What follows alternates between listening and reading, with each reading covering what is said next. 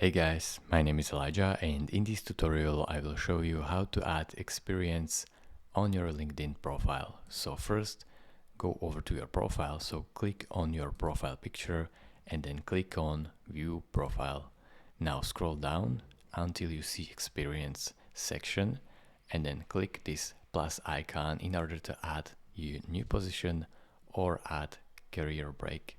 So click on Add Position and choose the title of your new position and then basically choose your employment type, so if you are full-time, part-time or self-employed, and then click on the company and you can select if you are currently working in this role.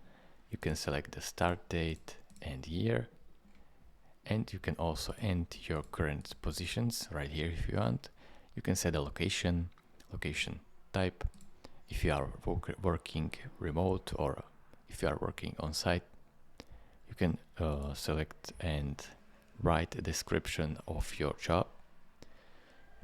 And that's basically it. You can also set this on or off in order to notify the network of the people such as new jobs. And then basically press save.